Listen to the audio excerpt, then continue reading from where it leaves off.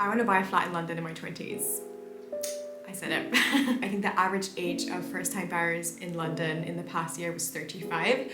So I'm definitely taking upon myself a little bit of a challenge here. So in this video, I'm going to show you exactly what my plan is, how I'm saving up to buy, and how you can too. We're going to cover how to get into saving, what accounts I use, and how to stay consistent. And my hope is that wherever you are on your savings journey, this video will be helpful for you. I have tips if you're completely new to saving and you don't even know where to start, where to find the money in your budget to start saving. But I also have tips that I literally just learned myself a couple of weeks ago from people that I know who have bought and my financial advisor.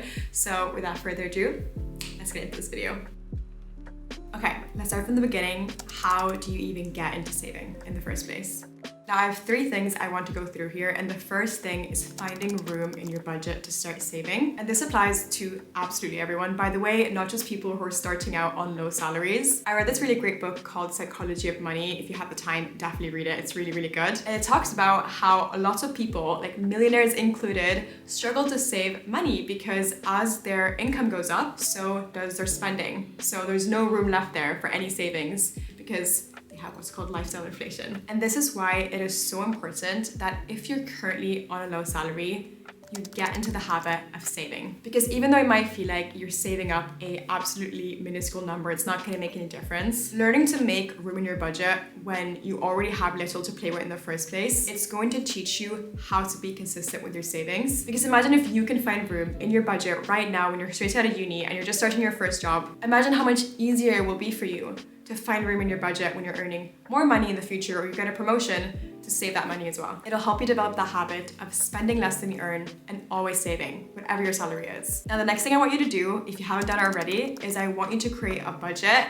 And I want you to base that budget off of your spending in the past 3 months. So sit down and take a look at your bank statements and write down what an average month in your life looks like. This is going to help you see in what areas of your life you are overspending and perhaps where you can cut and take that money and put it into saving instead. Finally, and I want to quote Vivian from Your Rich BFF here because I think she makes a really good point.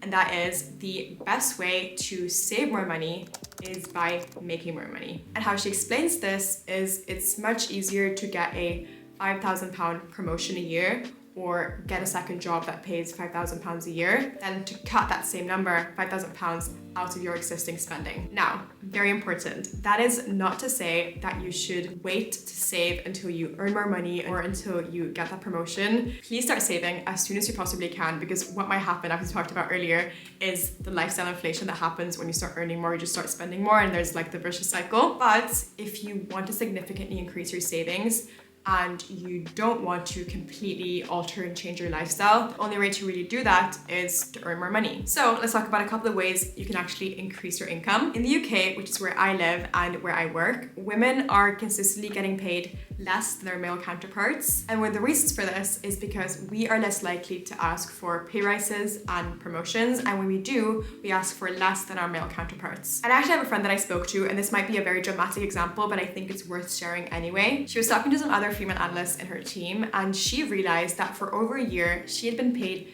£15,000 more than the other analysts who had the same exact job as her, simply because she had asked for a pay rise and had asked for a high number and they didn't. So if you've been thinking about this, take this as your sign to ask for that pay rise and ask for that promotion. Now, another way to increase your income is to start a side hustle, which leads us to the very fitting sponsor of this video, Skillshare. Skillshare has thousands of classes led by industry experts across freelance, design, marketing, entrepreneurship, productivity, and so much more. So if you're looking to learn a new skill or transform a skill that you already have into a side hustle, Skillshare is the perfect place to start. There are so many people on the internet who are willing to pay for all kinds of skills: copywriting, transcription, basic logo design, graphic design, video editing. I know there's even people who sell like Notion and Excel templates and make bank doing it. And Skillshare has both classes and learning paths that are specifically curated to help you master these and so many other skills from start to finish. Personally, I really love the Master Typography and Logo Design learning path. It teaches you the entire process from shape to color, to customization. So when you've completed it, you know exactly how to create a logo for your business or even sell logos to other small businesses. The first 500 people to click the link in my description box below will get a free 1-month trial of Skillshare. So give it a go, try it out, and let me know how you get on.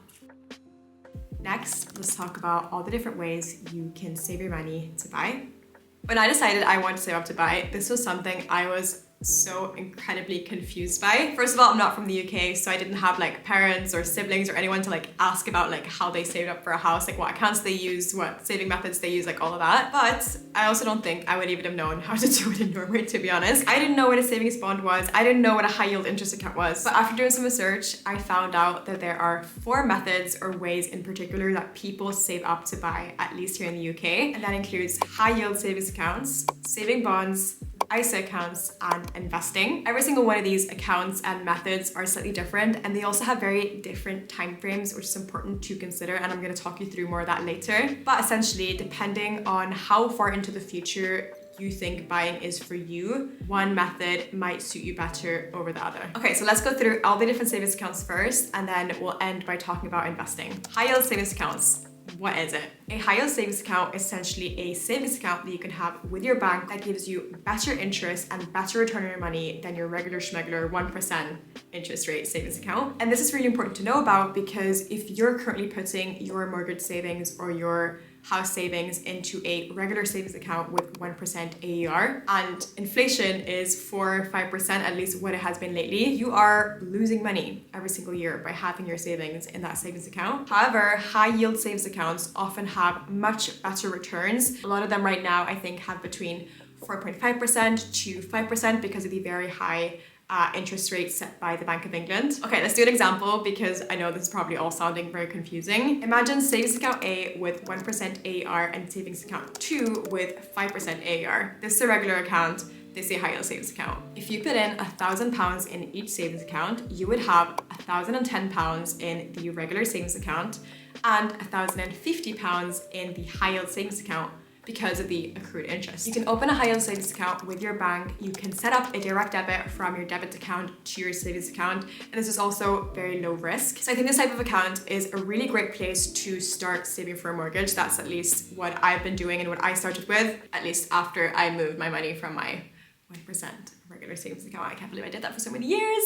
And if you get an easy access account, you also get immediate access to your money, which is great if you're planning on buying in the near future or if you're just not comfortable with your money being locked up. I think I have like 3 different high yield savings accounts now. I've been opening them a little bit all over the place, some in Norway and some in the UK, before and after I moved. But they all pay me between 4.75 and 6.60% returns each year. Next is a high yield savings bond. A high yield savings bond is very similar to what we just talked about, a high yield savings account, but you lock your money away for a set period of time, often to get a higher return. And typically, the longer you're willing to lock your money away, the higher the rate of interest you will get will be. I only started doing this very recently because I was not at a place where I was comfortable locking my money away and not touching it for like 12, 18, 24 months at a time. But I'm now in a situation where I have a multiple year lease signed on this flat, so I'm not moving anytime soon. And I also have a full emergency fund and a couple of other easy access savings accounts. So I'm comfortable now putting my money away to get that higher return. And so if you have a slightly longer time frame and you know for absolute certain that you're not going to buy within the next 6 months, 12 months, 18 months, 24 months, a savings bond might be a good idea for you. I think the return on my savings bond now is 5% or 5.50%, I'm not sure. Next, we're going to talk about ISAs, and this is specific to the UK. An ISA is essentially a tax-free savings account or investment account. We'll talk about the investment part later. You can save or invest up to £20,000 each year, and whatever returns you make will be tax-free. And there's 2 savings accounts in particular that people in the UK use to save up to buy a flat. The first one is a lifetime ISA, or otherwise called a LISA. This account allows you to save up to £4,000 each year for your first home or for retirement.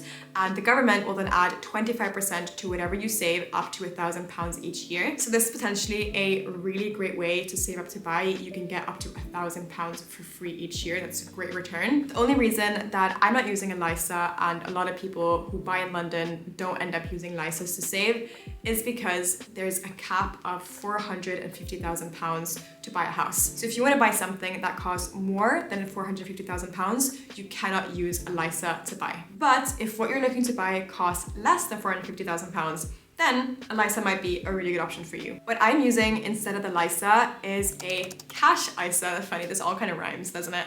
But a cash ISA is essentially very similar to the high yield savings accounts we talked about earlier, but it is in that tax-free wrapper. So whatever interest or returns you make on your money, it will be tax-free. The only thing I've noticed, at least with my bank, with cash ISAs, is they have a couple of restrictions, or at least most of them do, with the money you can take out and how often you can take out money of your accounts. So do keep that in mind, again, if you're not super comfortable with not having easy access to your money. But I think a cash ISA can be a really great way to save for a mortgage and save to buy. Last year, I really doubled down on saving into my cash ISA, and I saved £7,000 in my cash ISA, which has 4.75% interest rates. And that earned me £332 in tax-free money, which is just money I can add on to my savings, which is not great, but it's something, and it definitely helps. And finally, we have investing as another possible way to save up to buy. If you live in the UK, you can open a stocks and shares ISA account, and whatever returns you make on your investment will be completely tax-free. I have a whole video that goes more in depth on investing, so if you're interested, I'll link it there